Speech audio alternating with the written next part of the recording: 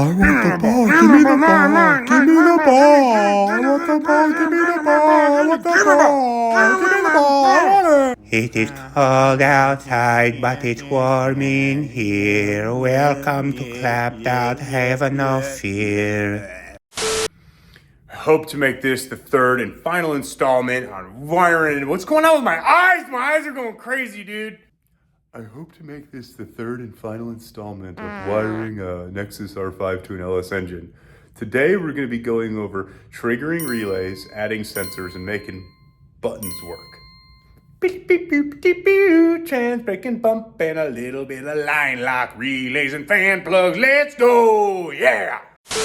First thing is I need something out of my righty bin, not to be confused with my MISC, my slicey, my copper washers, or my Q-tips. You'd be surprised how many times I use Q-tips. Shout out to Maven for this wonderful writing utensil. This is how I attack wiring. This isn't for everybody. This is an enthusiast deal.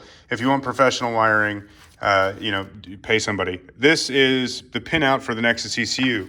At the top of my little spreadsheet that I made, connector A, connector B, C and D, so on and so forth. So I have to take this and I have to decide where I want to assign different inputs and outputs that I still have to wire in. Stuff that's not included with the ECU factory. Stuff that you need to add on your own. Blah, blah, blah, blah, blah, blah, blah, blah, blah, blah.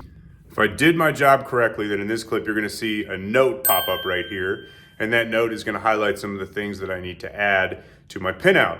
So those are the things that I have to focus on. There are some things that are marked done already because I did them. But there's other things like line lock, bump input, trans brake input, trans brake output. All that stuff has to get added to the harness. So the harness doesn't come with that stuff, but it does come with available inputs and outputs that are just terminated to a Deutsch connector, and then you add your own. And I'll show you what that looks like. So I've already kind of sorted through this stuff, but with the harness, they'll come these little bagged female receptacles. Deutsch connector comes with the receptacle itself, the lock and pins. The reason they give you all these spares is because on the harness, they give you all the terminated leads. They're terminated to a male Deutsch connector, and they're labeled for what they are. For example, spare input, SPI2, that's a speed sensor style input. So flex fuel reads off of that, drive shaft speed, so on and so forth. You see another one. This one says, let's see, boost down, DPO5. You can read that. That's a digital pulsed output. So if you want to use this to trigger a relay, you can. If you want to use this to control boost, you can. This is, again, an output. You have other inputs. Let me see if I can find some. AVIs, okay? You have a spare input, AVI 7. That would just be like a sensor. If you're running a pressure sensor of some sort, that's what you could use that for. They also have a flex fuel specific input with a flex fuel sensor connector. That's pretty dope. So all that stuff is universal, but it can be used to control what you need, which is nice to have that spare situation on your hands. And those Deutsch connectors I just showed you make it easy to make your own extensions leading to where you want to go. Now, I'm going to start with radiator fans. This harness also comes with its own fan output. Like I said in the last video, it has a 25 amp wire you can hook right to a single fan, so long as that fan doesn't draw over 25 amps. This car has 3 fans on it, so I do not want to use just the single 25 amp output for those 3 fans. So instead, I'm going to use an output from the ECU to trigger 2 additional relays under the hood. So we have to mount the relays, we have to run the output wire itself, and we have to tuck everything nicely. And then I also have to mark on my pinout sheet which output I'm using to control those fans. Now, the digital pulsed outputs, the high current outputs, they can all be triggered in different fashions. Make sure you look at your Nexus wiring harness to determine what's going to be best for your specific application. Before I get into wiring to the ECU, I have to mount the relays, and there's a couple spots under the hood where relays were mounted before. I'm going to stick right there because there is a main power post right next to it, so I can mount my relays and I can mount my inline fuses in one location so they're easy to access. It won't be the prettiest thing in the world, but at the same time, there's already holes drilled in the strut tower. So I'm gonna take advantage of that. Instead of fixing all that stuff up, I'm just gonna have one place for my relays, easy to access, easy to check fuses if anything goes wrong. All right, so these are the relay kits that we're gonna be using for the fans. These are available at dynasty.com, my employer, shout out. You get obviously your relay plug, your fuse holder, and your fuse holder cap. All that stuff comes with it. It comes with plugs and pins as well as instructions on how to wire it. So this view specifically is looking from the bottom of this connector. Does that make sense? So you're gonna have power in from your fuse holder, and I'll go over this in just a second, but power in, switched 12 volt, ground, and then power out to the component you're powering. The fuse holder comes before that. You just take battery to the fuse holder, and from the fuse holder, you go to the relay. Very simple, very straightforward, and then you don't have to depend on running all of your relays, all your outputs through one branch on the PDM if you don't want to. Again, there's some people that are like, this is stupid, Logan, you're an idiot. That's fine. I like being called an idiot. It's kind of my thing. Either way, this is how I am wiring those up. And if you need to wire relays, it's a simple and easy way to do it as well. I think the whole kit's like 20 bucks. And then you have a replaceable relay, replaceable fuse, and a fuse holder. It's not one of these crimp style inlines that is just ugly and a pain in the butt. This works out really nice. Now, I talked about this thing being drilled out already. There was a bunch of, if you can tell, there's multiple self-tappers run through the shock tower. So what I'm actually gonna do is I'm gonna take these fuse holders and I'm just gonna, see this ugly zip tie? Well, that's gonna go away and I'm gonna replace it with more ugly zip ties. I'm just gonna zip tie these additional fuse holders in line. It'll look nice because it'll be all loomed up, just not the split loom, but nice TechFlex full split or full loom. And so I'll mount the relays on the harness and I'll run the harness parallel, these wires in and out parallel to the existing factory harness. And then these, I will nutsert the shock tower and these will be mounted in a removable bolt instead of just a self-tapper ran in there. So if you need to remove it, you don't have to just gall up the sheet metal every time. It'll be a little bit cleaner than what it was before, and it'll cover up those holes with a nice finished relay. And just for comparison's sake, this is what was involved prior. So we're getting rid of all these junky looking junkers, and I'll cut this back and cover this with some heat shrink. That way it's not a problem anymore. There's actually no power coming out of this anyway, but either way, I'm gonna get rid of that and we'll replace all that with something a little cleaner. For illustration's sake, I actually mounted this one off camera so you can see the finished product. Now I'm gonna show you how to get there. The first step is take your second relay, if you're running 2 relays. If you're running 1, then just follow the instructions from here and figure out where you wanna mount it. I can't do this with one hand, but I'll say I wanna mount it right there. That covers up a lot of the BS. Like when I say BS, I mean the 47 holes they drilled. So I can mount it there. I'm gonna mark my spot and I'm gonna drill it out for the nutsert. After you mark your hole, I always start real small because sheet metal can get very bitey before I go up. This nutsert takes a 25/64 bit, so I leave the speed slow.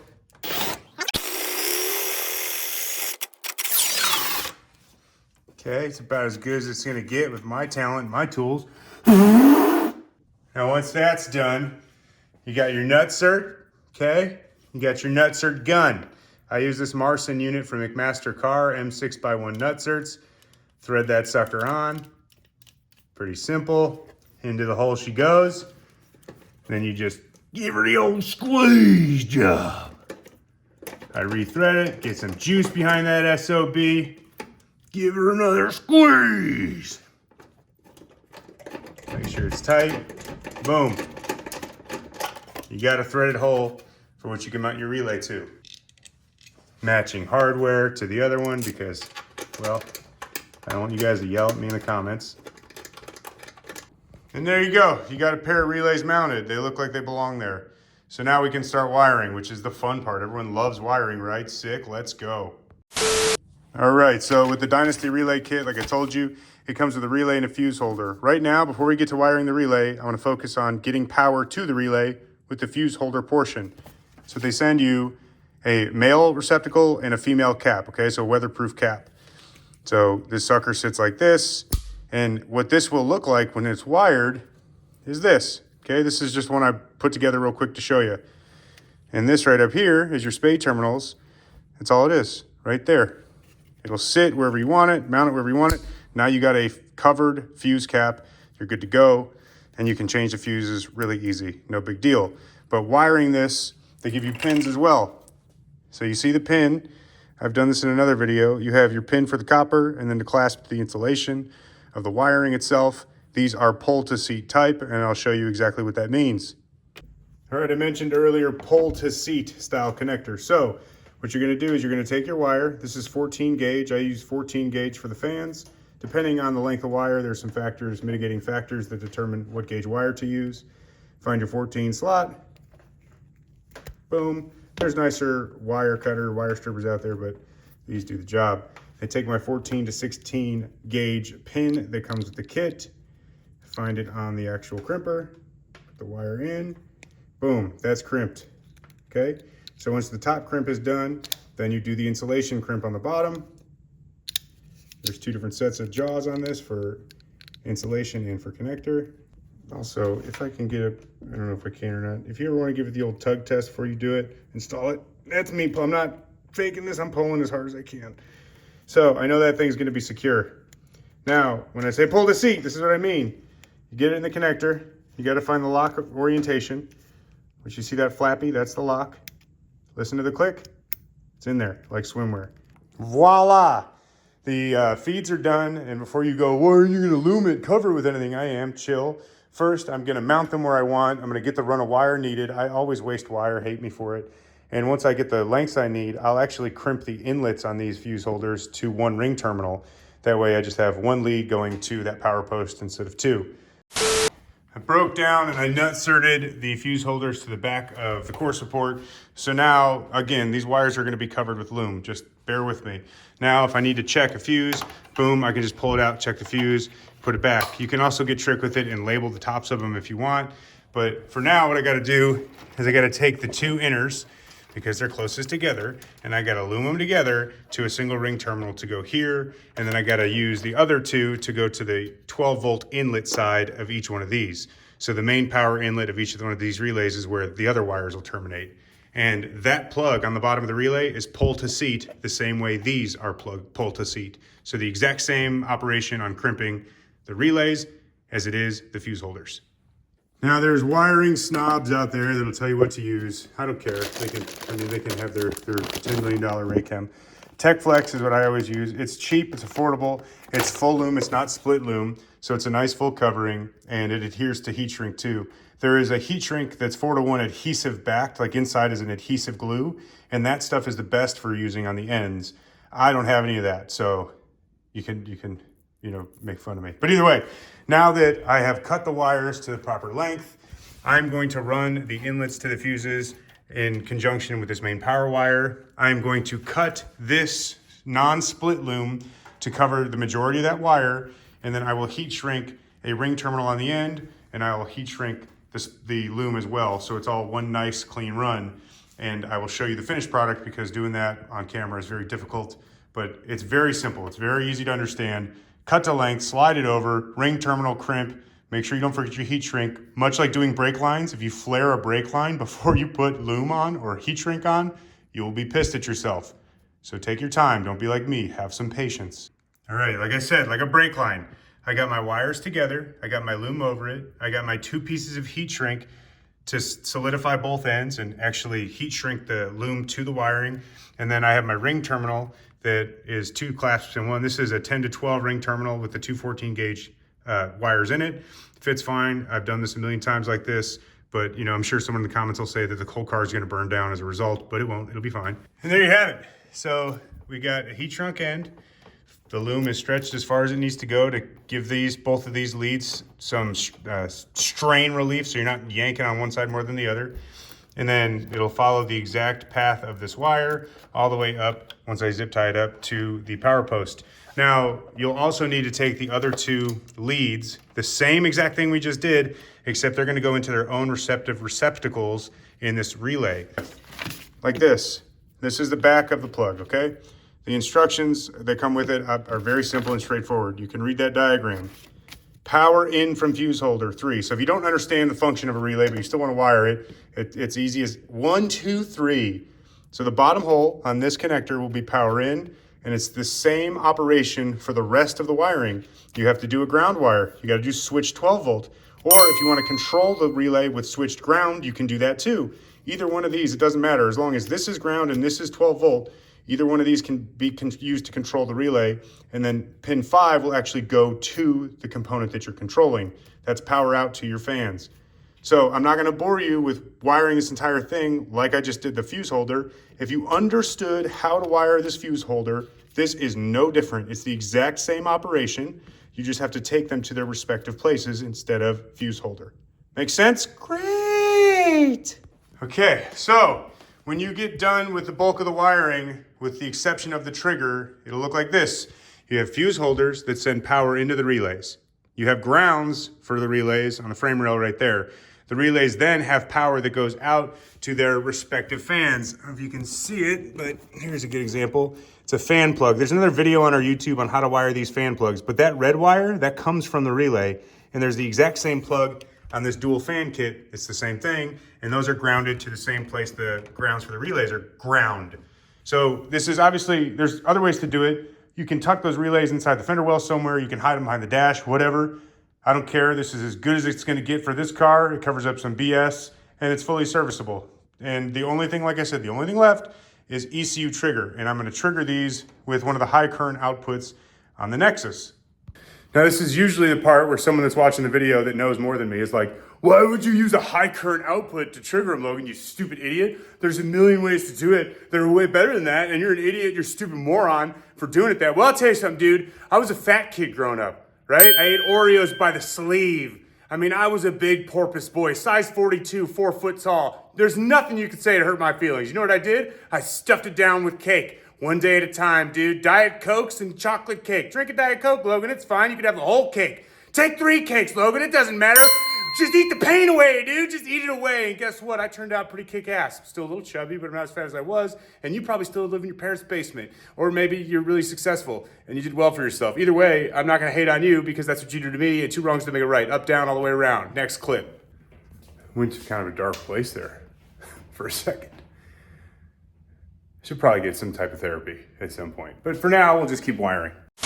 All right, so in the last video, I showed you the spare PDM plug. I don't know if you can read the logo. It just says PDM spares, or spares in Spanish. So this is just a unterminated extension for you to use PDM, power distribution module. The ECU has multiple high current outputs. They can provide up to 8 amps of power. Now, this is overkill for triggering a relay, just like I complained about. People will be like, well, you're using it. I don't care. Either way, I'm going to use just one of these HCOs to power or trigger both of those relays. So all I have to do is take a wire from this plug that's unterminated. So I got to populate one and take that wire out to the engine bay. And when I get out to the engine bay, what do you think I got to do?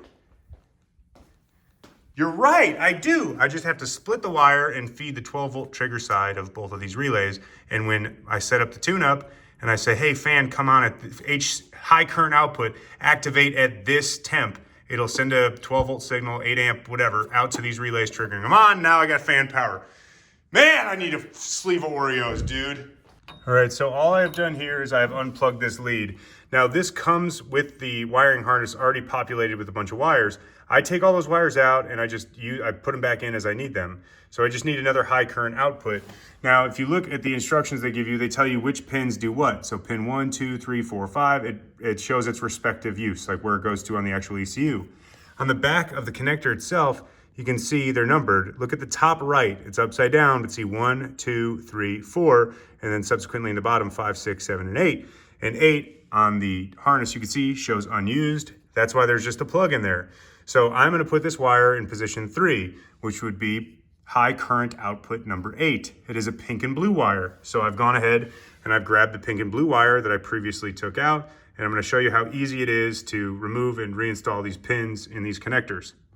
Got my influencer tripod set up here so I could use both hands freely.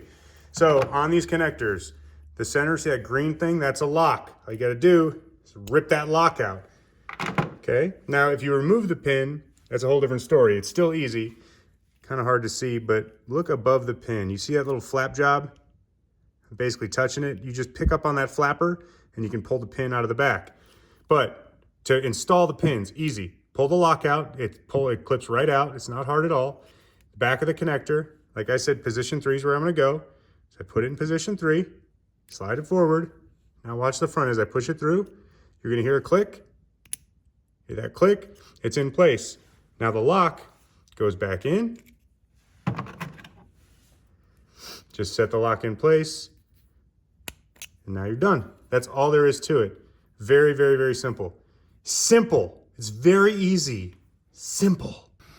Earlier in the video, I said we were going to go over triggering relays, adding sensors, and then wiring buttons. Adding sensors and wiring buttons is no more difficult than what I just did. Instead of adding an output to trigger the relay, you're adding an input from a sensor or a button. So literally, you just take 12 volts into one side of the button, and then the other side of the button, when it's engaged, if it's a momentary button, it sends 12 volts to the ECU. And there's already breakouts for that stuff to happen, like I showed you earlier, but let me revisit. All right, button. Whether it's two-step, trans, brake, bump, whatever, right? That button's held. The end of the button is just 2 wires. It's just 2 wires. Power in, power out. So it doesn't matter how you wire it. It really doesn't. One side needs to be 12 volt in and the other side can be 12 volt out, or you could do a ground trigger button, whatever. All you do is take the one side to 12 volts. The other side goes to an input on the ECU. When I showed you this before, I showed you spare input. Okay, there's 3 wires. There's power, ground, signal. All you got to do is send that 12 volt power to the signal, the center wire. When the ECU sees power at this AVI, you can then decide what to do with that input. So, input's on. Okay, the ECU sees it. Hey, dude, he's pressing a button. What do we do? You just set that up like, hey, man, when I press this button, I want Rye to shit his pants. And then Rye shits his pants. That's all there is to inputs.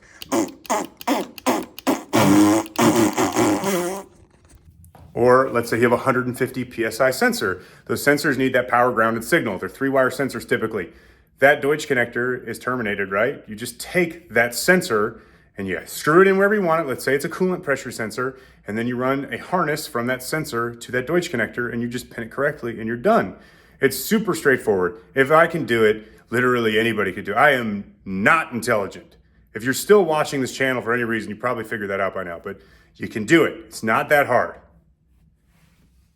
I probably should have gone into more detail on the triggering, the buttons and the inputs and the what you have it. But honestly, I didn't think the relays were going to take that long. I started this video thinking it'd be like 5 to 10 minutes of that type of wiring. Now it's a 20-minute video of showing you how to add relays to your harness.